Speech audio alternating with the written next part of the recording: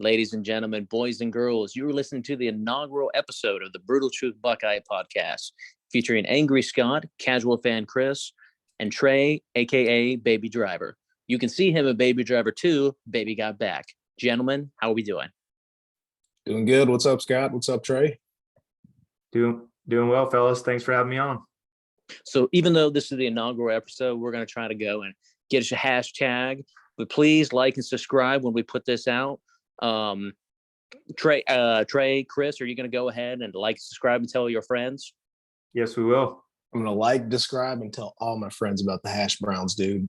It is. It's all about describing. So I think that's the new word, man. Get those. So so you're more of a breakfast guy, right? You're going to like and describe your hash browns to the whole audience. Breakfast, lunch, brunch, all of it. Exactly.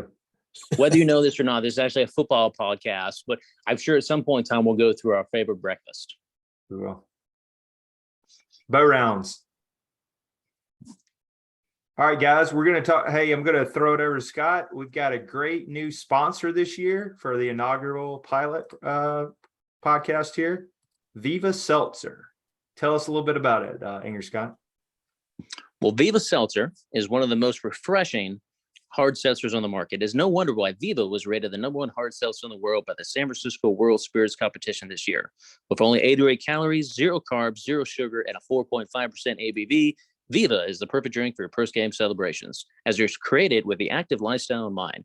We flavored our tequila seltzer because flavor is the spice of life. We like our drinks with a kick, just as we like to live our lives. Whether it's in huckleberry while playing around in golf or an elderberry after a Saturday morning workout, our flavors pair perfectly with our artisanal Blanco tequila for our subtle and refreshing drinks. Our belief is live long, live well, and live it up.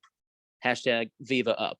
And let me just say, please use Viva Seltzer to influence your next bad decision. While, of course, drink responsibly, kids, 21 and up.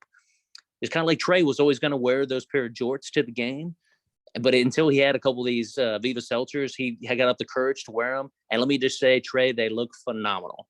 In no way, shape, or form are Kris and I going to go ahead and shame you, kind of like they did on the Game of Thrones. Exactly. I am not a Florida Gator wearing jorts. And I will say the personal favorite I've tried is the elderberry. Nice, tasty, and refreshing. Had that at a pool party recently. It was very nice. Also, hashtag Viva Up, Viva Seltzer on Instagram. You can follow them on there. They're building up their followers. Well, let's get right into the brutal truth. Brutal Truth Podcast. It's we're going to talk about Ohio State against Notre Dame. First off, Angry Scott, 21-10. What was your thoughts on the game there? Well, the thing is, let me just go on a rant regarding Notre Dame fans. They're just some of the most arrogant fans in the world. I always have to hear and listen to them make claims about Ohio State cheats. This is the only thing you can say when you lose all the time, which you lost again on Saturday. Ha, ha, ha. I believe we played 7 times now, but the last time they beat us was 1936. So congratulations with that. You haven't done anything since the 1970s, but I keep on hearing every year how great Notre Dame's going to be. Well, here's my thought on Notre Dame. I always got to listen to all the bullshit about our academics here, and it's just so tough and everything else. Look, this is football. This is not academic challenge. If academics are so important to you, go join the Ivy League, okay? I know you want to continue to be independent, but hey, with an expanded playoff coming up, maybe the Ivy League could get into. Oh, that's right. That's FCS football, okay? So that's the way I feel about Notre Dame fans, really some of my favorite folks. But I will say this much. Okay. I had just a small amount of poop coming out my butt at the beginning of that first quarter. Kind of like the way a turtle pokes its head out of a shell. That's the way I felt. And that's the way I was most of the game. So, we start off the game with that big play. Notre Dame goes, and then they go down, and I want to say they scored just a field goal. So I will say this, man. Is Notre Dame better than what we thought they were? I think that's possible. I do like Marcus Freeman a lot, former Ohio State Buckeye. I think he could do a lot with that program. I think overall Notre Dame played pretty well. So I was definitely concerned while watching the game early. And then I think even in the trenches that Notre Dame dominated early on. As the game went on, Ohio State took over. And I want to say in the second half, we allowed 0 points and 72 yards the whole second half. So in that regard, it was great. It's tough to really judge this game. All the hype is the first game. You can come out, you can ball out in that first game, and everybody thinks you're great, or you can kind of just play decent. I mean, it's Ohio State's. It's not the best offense ever. That was my concern going to the game. Everybody was telling me, "Hey, Ohio State, maybe your boy David Pollock there, Trey, was saying, hey, this might be the best offense ever." I was like, man, don't say stuff like that, because last year I heard how we were just going to kick Oregon's ass. They had no chance, and we end up losing to Oregon. So at least we go on to win this game, but there's this first game, man, you never know how it's going to turn out. Jackson Smith and Jigma goes out. I wondered, did they put out a blueprint of how to beat Ohio State with those two high safeties, keep everything in front of you? I will say this, man, Notre Dame did come with a good game plan. So I got nothing against the people on the field, just their fans. Okay. But I would say, Notre Dame definitely played better than what I thought. I also think maybe Ohio State underachieved, but it's so early on that first game. CJ went and had a slow start last year before he ended up being taken off. So it's just the way we start seasons. I don't know, but I'm very glad as an Ohio State fan we didn't end up playing Georgia, Alabama on Saturday, because, I don't know as though we would have lost 49-3, or 55-0, but I'm going to go ahead and say we would have lost that game. What are your thoughts there, Kris? I'll take it back. So my thoughts, first off, big respect, ton of respect to the Notre Dame side. So Coach Freeman, he got the boys ready to play. They brought it. They brought the energy early, and they brought the intensity. I think also have another former Buckeye, James Laurinaitis, on their defense, helping them out. It really helped give them a little bit more attitude as well. So again, ton of respect, because again, just like you, I was on the edge of my seat and I was freaking out that first half. But on the other side of it, though, I mean, this is why we love college football. This is why we call for these early big name games, right? This is what we want to see. We want to prove ourselves early. We want to prove ourselves often. This game, like I said, that first half really had me kind of crapping my britches. But again, this is a double-edged sword of these high-ranking, big-name opponents early in the season. We had to prove ourselves, figure out if we really had it. Notre Dame made us dig, I'd say, deeper than I thought we should have dug for this game. But it's good to see that we got it in us. We got some young players, young dogs on the team, and I think we just showed it. So if I understand you correctly, you were crapping your britches, and me, the turtle, kept on poking its head back, in and out. But eventually, it got sucked back in. The whole game, I just sat there nervous and watched. And I will say this: the defense actually outperformed. I was very impressed with Jim Knowles. That first drive wasn't great, but he did. What he's known for is his disguises. Last year, Kerry Combs, high energy guy, but definitely needed to get fired. And it was kind of like, here you go. Here's exactly what defense we're going to run. So we're not gonna go and disguise anything. Exactly what we're gonna run. We're not gonna change it. So Jim Knowles, I was very impressed by him. Still a little concerned about Notre Dame dominating the line of scrimmage. I thought in the first half they definitely played Ohio State in the first half. But as the game wore on, hey, maybe we settled in a little bit. We started to run a little bit more, run the ball a little bit more. I mean, Travion Henderson didn't go out. I think Mayan Williams looked better than Travion. And of course, Jackson Smith and Jigba, was out. And I think he only got like 2 catches or 2 balls thrown his way or something like that. So I hope he's okay. We don't need him for Arkansas State. We don't need him for Toledo. We're going to need him by September 24th when we play Wisconsin. So hope he's doing okay. But I mean, I loved how they came out in that second half, and they did well.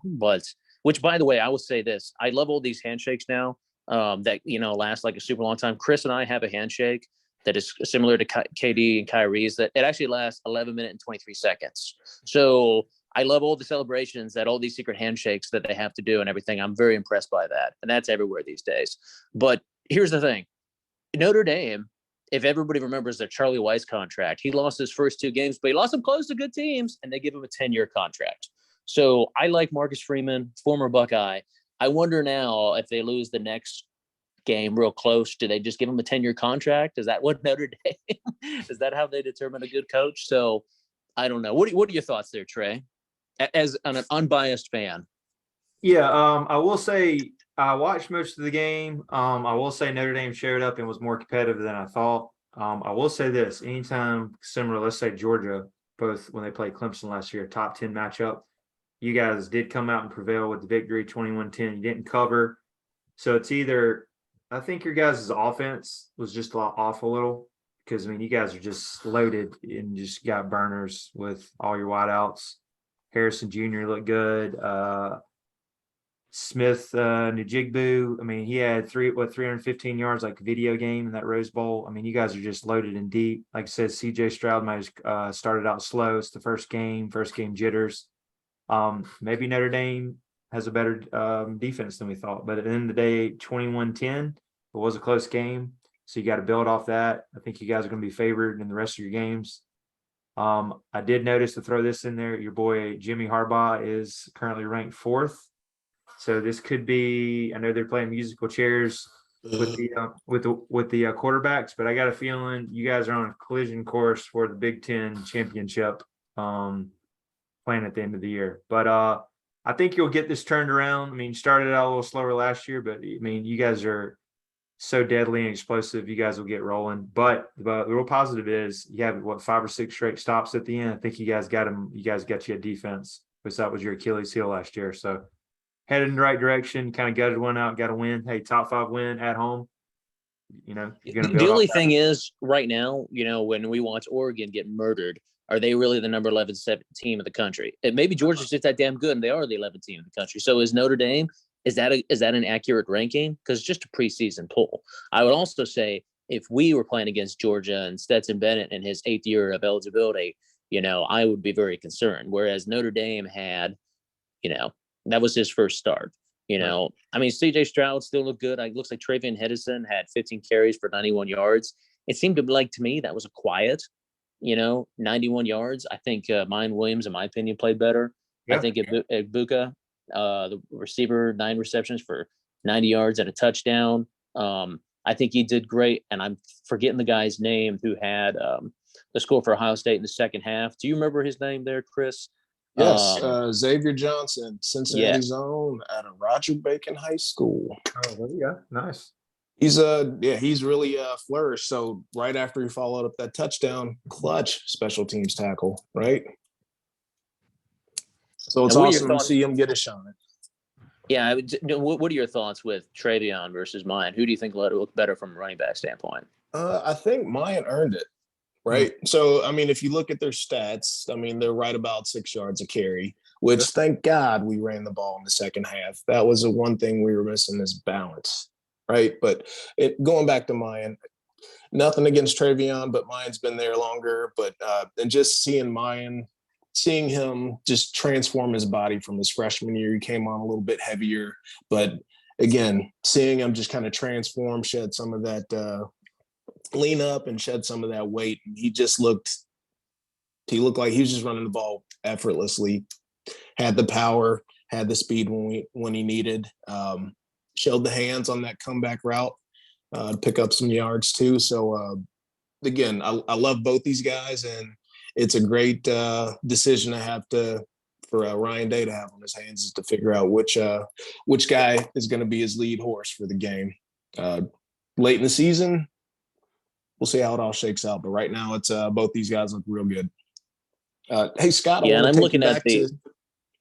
Go ahead.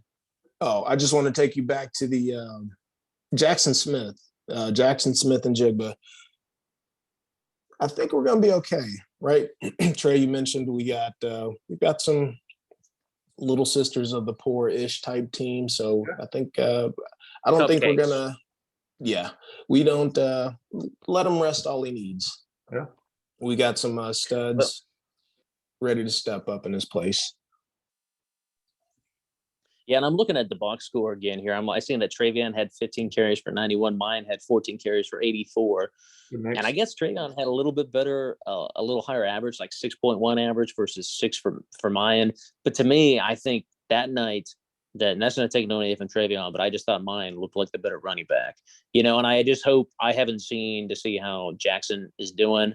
He went off last year in that Rose Bowl. I think it was the most receiving yards ever in a in a bowl game for FBS. So, I mean, I think Emeka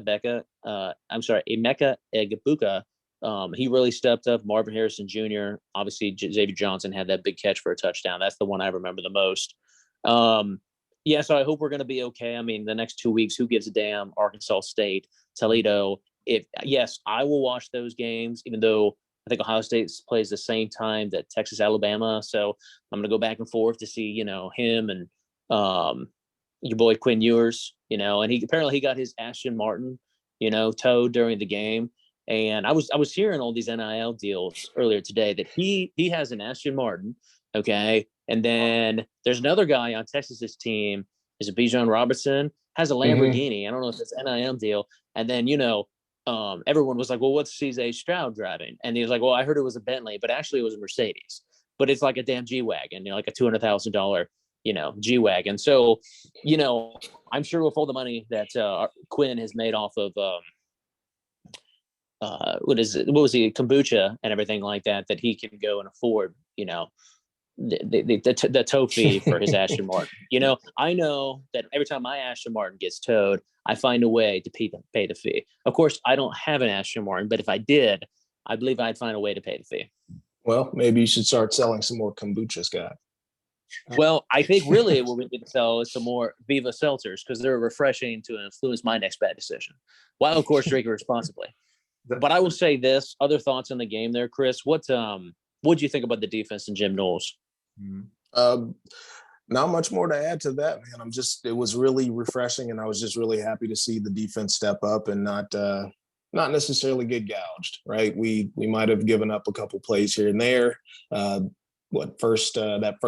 opening drive that had me sweating a bit, but we recovered, and I mean, Jim Knowles had us going. Really loved seeing Mike Hall get active later on in the game. Yeah, that really made me happy seeing them get busy. Tommy Eichenberg looks like he bulked up a little bit, and it showed. I liked seeing him just flying around. Everybody just looked good. Even Steel Chambers, former running back. What about is that Maryland Chambers? Is he related to Maryland Chambers? Don't know. Former adult actor.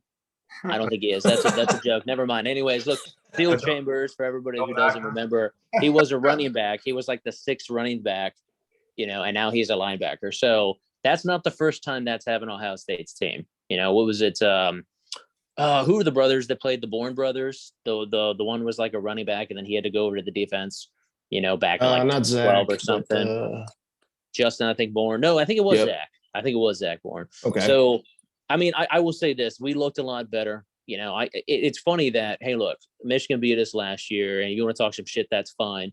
It's the first time you've beaten a good Ohio State team in 18 years. You're like, oh, we beat you 10 years ago. You beat a 6-7 Ohio State team in 2011, and that Luke Fickell was the interim head coach. The first time they beat an Ohio State team, a good Ohio State team, since 2003. Okay. But now I see everybody talking shit, and they're like, well, it's been 1,000 days. It's been over 1,000 days since the last time Ohio State beat Michigan. Well, first off, they pushed out in 2020. Okay. And then they beat us last year. And it still was a close game. The question is, then they brought up all these questions about our toughness and all the other, and that's just a bunch of bullshit. I think that's, been overstated. What happens is we got all these players. They're tough players. They look great that night. I don't think we have anything to prove. We have to prove, can we have a better defensive coordinator and then put a better defense on the field? From what I saw Saturday night, I think we have a better defense on the field. Now, how is it going to be as the season goes on? We have a couple other air quotes preseason games, even though it's not preseason in college football, Arkansas State and Toledo. If we lose those, we're in fucking trouble. But we should definitely win those. Somebody's getting big. fired after the game. What are any other thoughts there, Trey, on on the defense, what you've seen and as an unbiased fan? Yeah, on the defensive side, I know you're pointing that out. I thought this was impressive. I mean, anytime you hold team under 100 yards, 76, 2.5, that was impressive. And you can kind of tell Notre Dame is trying to establish, kind of be physical, play in the trenches, and they're trying to establish the run, which they didn't. And then, I mean, you only held them to 10 points. So, I mean, I know that was your, weakness last year was your defense. I mean, you got to look at you guys building off that, and it looks like it's a great hire so far from Oklahoma State guy. What's his name? The DC. Jim Knowles. Yeah, it looks like that was a great hire. Oklahoma State barely won this past week, the mullet. So I think you're headed in the right direction. Hey, and then transition over into that. You've got the Fighting Red Wolves of Arkansas State. Point spread's 43.5. But I will say this: I don't know who they played last week. They put up 58 and they only allowed 3 points. So that's something too. Yeah. I don't know who they play. It's just the poor School of Blind. I'm not sure. Oh yeah, I think did they play Georgia or something last week? Grambling State, it looks like right here. I thought it was some team from Georgia, not the Bulldogs though. I gotcha. No. Yeah, it's one of those. Look, man, I'm still going to go and pull for the team, but we have nothing. There's nothing that good can come out of this game besides a win. A win that is under 17, 21 points where you don't get your backups in. It's a lose then for Ohio State. You're coming off this huge game, so are you going to look past them? They're going to say, "Oh, the coach speak." It's like, no, don't look past them. But I'm like, you're going to look past them a little bit, But hopefully, nobody gets hurt. We can go and grow on offense. And, no disrespect to all the athletes there at Arkansas State, but you're kind of like playing against air. And there should be, a way to grow the team both offensively and defensively. So I hope to see nothing of a game. I hope to switch over to watch some of that Texas-Alabama, to which I think Texas is going to get murdered as well. Hey, so it looks like Big Ten Network at 12 o'clock. Scott, what's your pregame ritual for these 12 o'clock games? I want to watch some College Game Day. I don't think any alcohol will be involved unless we go down and the turtle starts to poke his head out, if you know what I mean. Then I think some alcoholic beverages may be consumed, but I hope to be completely sober during the game. There you go. All right. Hey, we'll touch a little bit because it was at the shoe last week, Ohio State. What was anything cool on game day and any of the signs? I know you're texting me about some great signs. Any of that from game day this past week? I'm sure I remember something, but like time has passed since then. So unless you can find those texts, I really don't remember. Besides the fact that who was the guest speaker, the rapper? Wasn't he like non-Ohio State? It was Jack Harlow. Yeah. So that was weird. Why was he brought on? I don't get it. He's like, hey, here's a rapper from Louisville. We'll bring him on to perform, and everyone will just be confused. So nothing against him. I think he's got a meal at KFC. So, I'm all for them having a Brutal Truth Buckeye Podcast meal at KFC as well.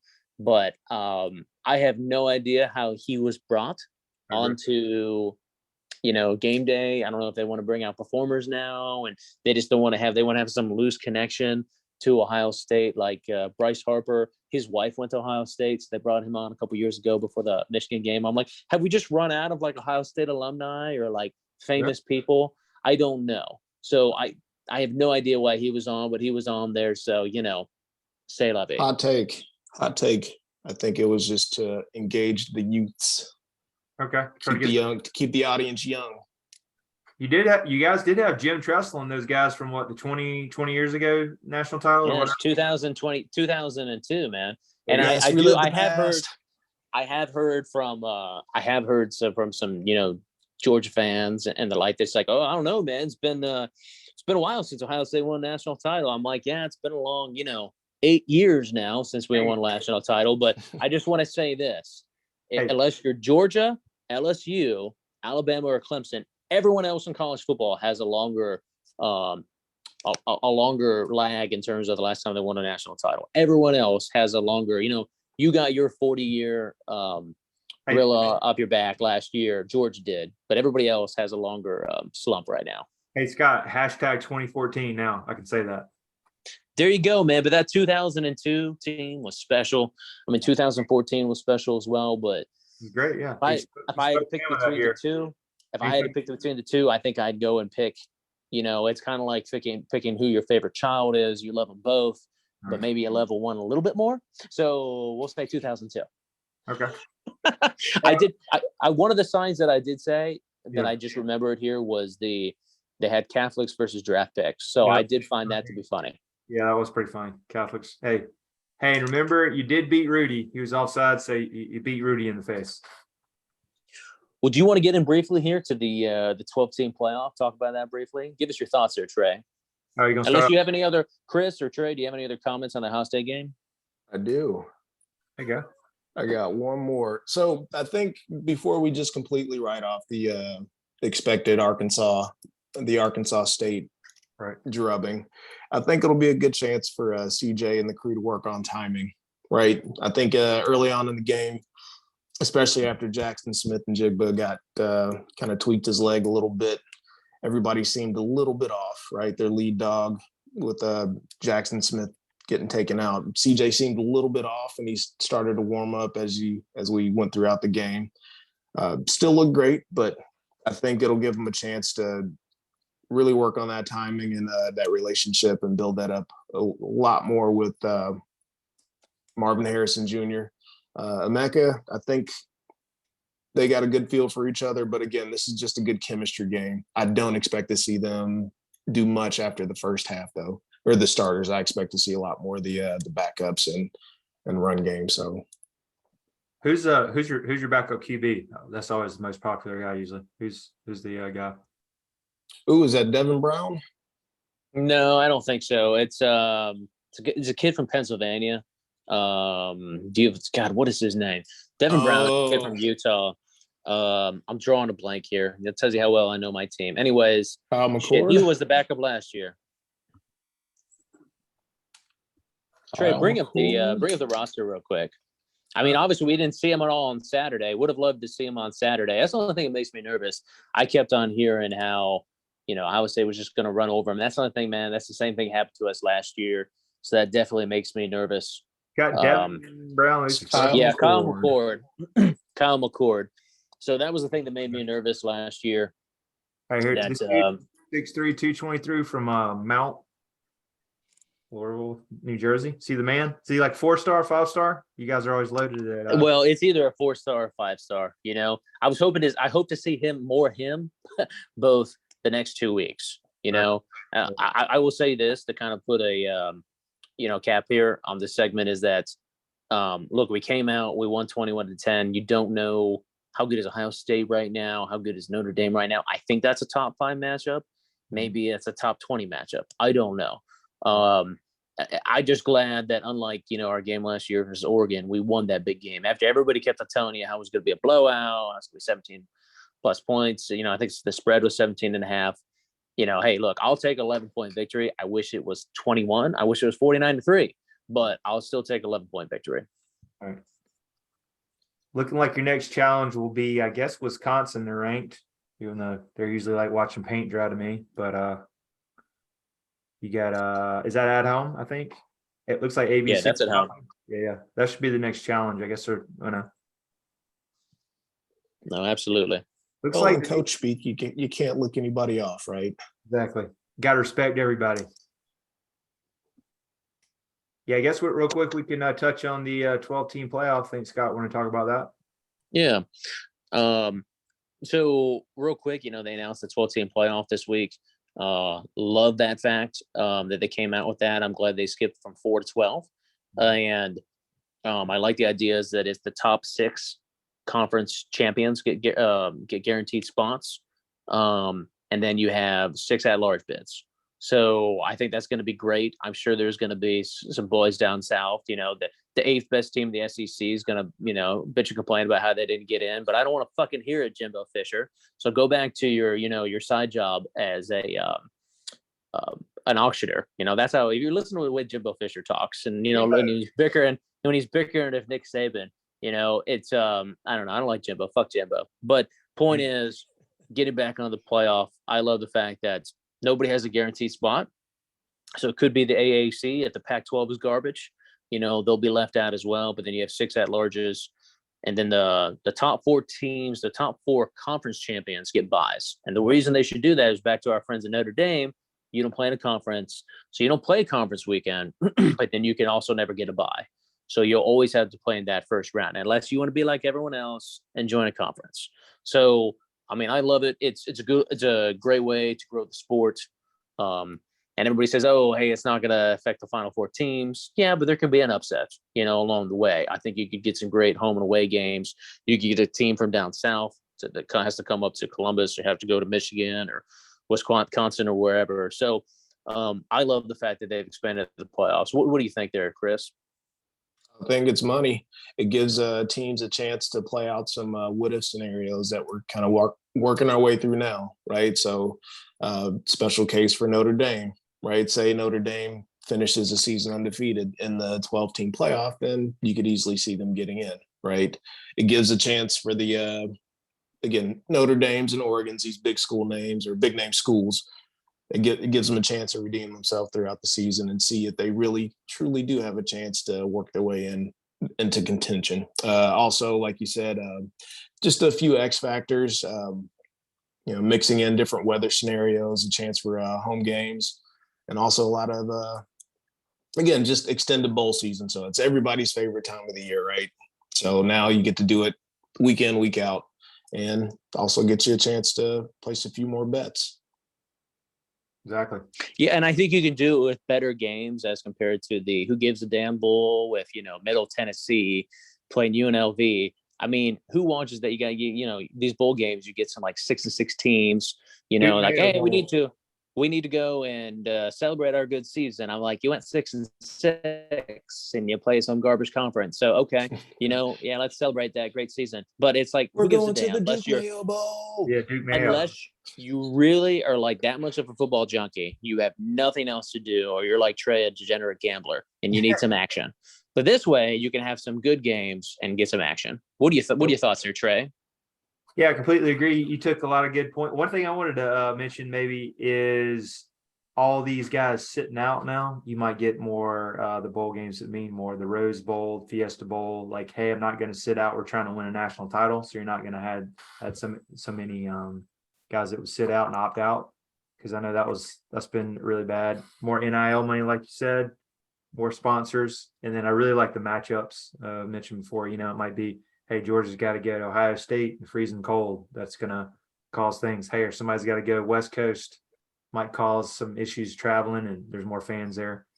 So just more options. You might get that Coastal Carolina, Cincinnati trying to backdoor their way in from previous years. Might get smoked by the big boys, but hey, you got a chance, So gives you more of a chance. So you're saying there's a chance. Exactly. Dumb and I Dumber. got a question for you guys. Yep. Do you think this new 12-team playoff for the traditionalists, do you think it'll take any value away from the traditional bowls? Do you think the Rose Bowl is going to mean any less? I think they hype up the Rose Bowl a lot. I know you guys are in it, but it seems like they haven't been part of the playoffs recently, and they usually give them the prime time spot for like the Rose Bowl. But yeah, I can kind of see that. That's a good question. It kind of loses this. Let's say Sugar is not one of the playoff games. I think it's going to lose its muster and be like, it'll be. Florida was 8-4, 9-3. It's kind of like just the Did you say the Sugar is going to lose its mustard? Is that what you said? Luster, I think. Is Pepper going to lose this ketchup? That's my question for you. It is. Kind of like, hey, we beat rice this week as food, as they're saying, beating our rice up. There you go, man. Yeah, here's the deal, man. Don't you think the Rose Bowl's already lost its luster since even the BCS era? Unless the BCS championship game is in the Rose Bowl. Yes, it's still the Rose Bowl, man. That's great. I don't think it means as much to these kids these days, and to the traditionalists out there that still look, man, I still love to see Ohio State in the Rose Bowl, and I love to see them beat a good Utah team, but it wasn't for a national title. Right. So, and a lot of other kids, they sat out that game. So better, worse, or indifferent, it is a consolation prize right now. That's all these other games, you're not in the playoffs. And by the way, you should still have that. I just don't want the folks at the Rose Bowl running college football. Just like the NCAA shouldn't run college football anymore. That should just go to the CFP or whoever. So, yeah, I mean, you're going to lose some of these others, but I think at the end, right now, as great as the regular season is, you still have to win your conference to be guaranteed in, and you still can't really take a game off if you want to go and get one of these top 6 seeds, at wild card. So, in that regard, I think it's great. And I think it should make the postseason better, because right now the postseason has still a bunch of garbage bowl games. And, the playoffs, man, there's been some big blowouts. So I think that can definitely make some things. At least we get some other good games along the way. Exactly. So you're telling the old people, just change with the times? Yeah. Change with the time, Yeah. boomers. Exactly. Hey, one quick thing, Scott, I wanted to throw at. Got to throw you a little bit. You mentioned 8 earlier. There's in the updated rankings. There's 8 SEC teams in the top 25. You know why, Scott? Because it means more. Because you can count. It turns out you can count. Because it means more. Hey, you guys are in there with like 4 or 5. You're hanging around in there. Hey, at least there you go. ACC's garbage. I'll say trash so far. Bad luck. Clemson pulled away. DJ whatever his name is, looked terrible last night. DJU, yeah. North Carolina has no defense. NC State barely beat East Carolina. They're supposed to be, the greatest thing this year. Pac-12, Oregon got smoked, and then Utah losing on the road. So hey, losers of the week probably Pac-12 and ACC. Could be wrong. One of the craziest things, Trey, if you go ahead and you look at the coaches poll, look at the coaches poll, man. Utah loses a close game to Florida, and they're still ranked ahead of them. Think about that. It's week 1. How is Utah ranked ahead? Go down there. Where's Florida ranked? Florida. You scroll down there, Trey. Oh yeah, 12. Yeah, they're 12. No, man, look, they're at 19, Yeah. and we're talking about the coaches poll, and Utah's in 15, and they beat them. Now, at least in the AP, they're ranked ahead of them. 1 spot, which makes sense because there's a game that has been played. Yep. So. Those are all the old poll days. Those are the people that love the Rose Bowl, and you're like, hey, why play it off on the field when you could just vote for a national championship? That's how Michigan got most of their national titles. If you're not keeping track, from 1948 to 1997, they won one. Michigan won a national title in 1948. They won one in 1997, and there hasn't been one since. By my math, that's 25 years. So you still got a long drought, boys. Well, Bama's still king of the mountain. I'm sure if you watch your Paul Feinbaum dose today, Paul, Bama, man, they look good. They got that defense, man. We got Bryce Young, so king of the mountain still. I know we got to hear about it for 12 more weeks. Yes, indeed. Well, I'm going to go ahead and wrap it up here. That is the inaugural episode of the Brutal Truth Buckeye Podcast. Please like and subscribe, and please go grab a Viva Seltzer. And if you don't want to like and subscribe, if you would like to, how do you put it there, Kris, with your breakfast? Like and subscribe your hash browns. One of those hash browns. All right, boys, I enjoyed it. Hey, we'll be back next week for another episode of the Brutal Truth Buckeye Podcast. Hey, make sure and check out Ohio State against the Fighting Red Wolves of Arkansas State. That's right. Go Bucks.